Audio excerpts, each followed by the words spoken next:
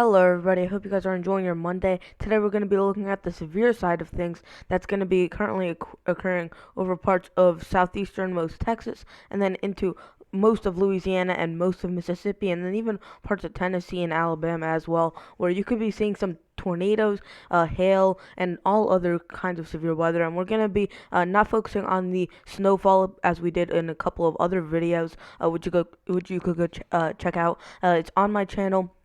We're gonna actually be focusing in on the severe threat here. We haven't done this in a while, ever since about August or September. We haven't had any of these severe weather outbreaks, but now we finally have one of these, and it's over the parts of the deep south, as you're gonna have your frontal system kind of moving through with this low pressure, and that's gonna be bringing snow on the northern side, rain on the southern side, and then even a severe quadrant here.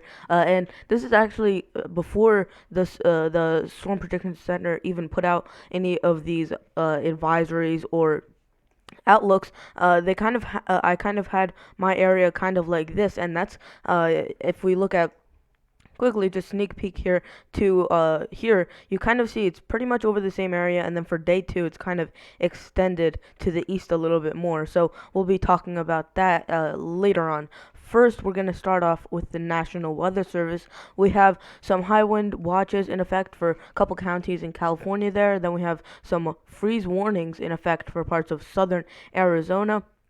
We have some tornado tornado watches here over parts of Mississippi into southernmost Tennessee and also into Louisiana and southeasternmost parts of Texas. And then we have a bunch of tornado warnings, severe thunderstorm warnings kind of dotted around. Of course, by the time you're watching this video, they might have already expired, and new ones will probably have already popped up. And this is a fairly quick moving system that's going to continue to move fairly quick, but while it's over your area, you could be seeing there's really going to be 2 bands of this severe weather, and you're going to really see these bands start to move through, and once you're done with both of them, you're pretty much done with this entire storm. But those 2 bands could deliver a couple severe thunderstorms with it, and we have been seeing that pretty much all day over these areas. And then we have winter weather advisories stretching over a good swath all the way from southern New Hampshire into parts of northeast Oklahoma.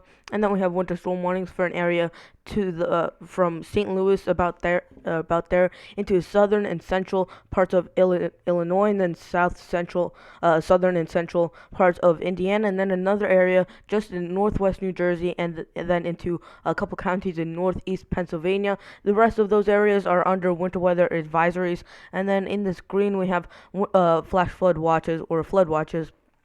And those are where you could still get heavy rainfall, but most likely not severe.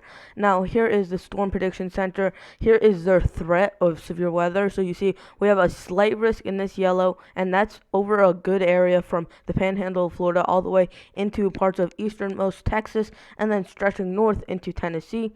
Then we have our enhanced risk kind of engulfed in there, and that's in your orange, and that's going to be for parts of Mississippi, Alabama, Mississippi, and then into Louisiana. And then we have a moderate risk in this red, which they rarely pull out. You only see this a few times a year, maybe 10 to 15 times a year, where you're going to see this moderate risk be pulled out. So the fact that it's happening in middle to late this part of December, kind of crazy, but that's over parts of Louisiana and into Mississippi. Now, here is what the Storm Prediction Center is showing as far as tornadoes, and you see we have a 2% risk in this green, a 5% in the brown, and then we have in the yellow, we have a 10% chance and a 15% chance in this red, and that's for pretty much the same areas that were under that moderate risk. And you see that little hatched area, that kind of in that black hatched area, that's gonna be where you could have you have a 10% or greater probability of seeing an EF2 or greater tornado, and that's where you really have the highest severe weather threat. Now, here is what we're looking at as far as winds, and this is going to be your winds, so your probability of wind damage. So this is going to be 5% risk in this brown, 15% in the yellow, 30% in the red, and then even a 45% risk really in the same areas that had that moderate risk. And for hail, we really don't have that threat, not too big of a threat here, just a 5% chance over parts of Mississippi and Alabama, and then also stretching into Louisiana and Texas, and even parts of southeast parts of Arkansas, and then also for Louisiana, Arkansas, and Mississippi, we have a 15% chance in that yellow, but really, hail's not the big risk. It's mainly that tornado threat and then also the damaging wind threat. So we're going to look at the RGEM model. So this is just one of the models that we're going to be looking at. So we're going to be looking at the NAM WRF model, and then we're also going to be looking at the RGEM. So the RGEM is a high-resolution Canadian model, and I think it's a very accurate model, especially in the short term. It's kind of more broad and it's kind of spread out here.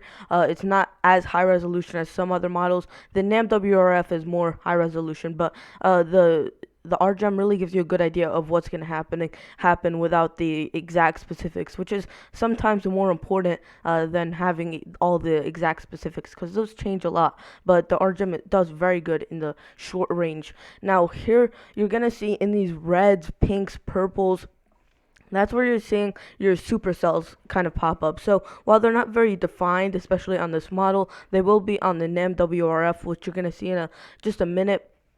But do you see, that's kind of where you're going to see your tornadoes line up, really in just where there's a little space for them to kind of pop up here.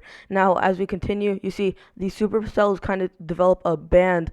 So once you get that band of precipitation, that's where you have all your energy, but instead of having it spread out over little cells dotted across everywhere, now you have it stretched into just one area. So of course, that energy is still there, still the same energy there, but you're kind of compacting it. So you're going to have even heavier or stronger thunderstorms right along this band of moisture, and you're still going to have a lot of severe weather over those areas. Now, as we continue with the RGEM, you see a couple supercells start to pop up. There is also heavier rain into near Kentucky, Tennessee, and then into West Virginia and southern Ohio, but that's not going to be severe, as it is going to be colder north of there. But once you get further south, it's in the 70s, and even some areas closer to the lower 80s, in a lot of areas in the 60s. So very warm for this time of year, and this is supportive of some thunderstorms that could pop up. Now, as we continue this would be for your Tuesday, very early in the morning, around midnight, and then it's kind of out of here, and it's exiting out into Florida, where come tomorrow we could also look at the threat for severe weather over parts of central and northern parts of Florida, and then it's going to kind of just die down from there. Now, here is what the RGEM is looking as far as rainfall, and we're going to just show the RGEM as far as rainfall. We're not going to show the NAM WRF. They pretty much have the same idea.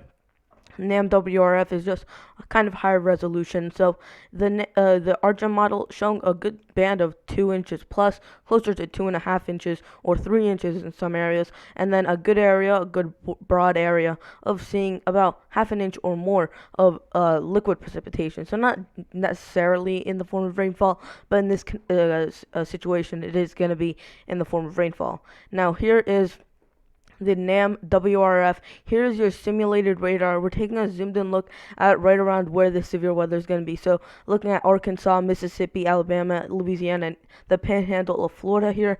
So we're seeing these heavier thunderstorms start to pop up as we get into your Monday afternoon. So this would be a couple hours after I'm making this video.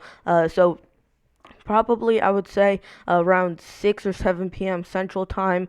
And now you see that band, you see that line of thunderstorms, and you see how kind of get that straight line of thunderstorms. I'll do it in a different color here. So you get that straight line of thunderstorms, and it kind of moves, it's going to move east, and you have all of this energy compacted into one area, and that's going to lead to some very heavy gusts. And really, you see these gusts usually ahead of this line, the heaviest gusts ahead of this line, and then the heaviest precipitation in front of the line. And potentially, if you do get a bit of room, you could see a pop-up thunderstorm, tornado here, and you kind of start to see the models are picking up on some thunderstorms. You kind of see a little bit of echo shape or a comma shape.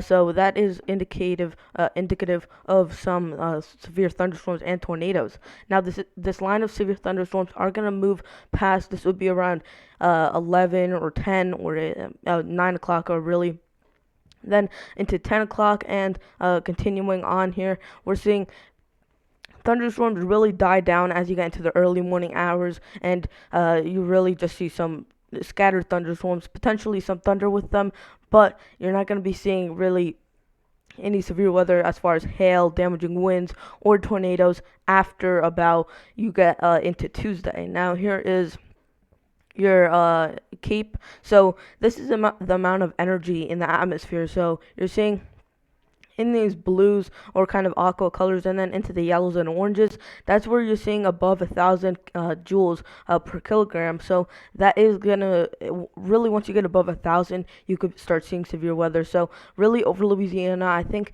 really parts of northern and central Louisiana could have the highest potential, where you have that shear coming in, and then also you're gonna have that cape overlapping. That's where you really have the best chance for severe weather. Now as we continue, this kind of dies down. The cape, the energy dies down as you get into more of that straight line, kind of that band of thunderstorms. And of course, as we get into Tuesday, you don't have any of that daytime heating anymore, and kind of dies down and fizzles out. Now here is your significant tornado parameter, and this is the STP for short. And you see, this really, you want to see above about a 3 or a 4 to have a good shot of tornadoes. But of course, once you really get above 2, you should be paying attention. Now here is for this would be for right around, I would say 3 o'clock.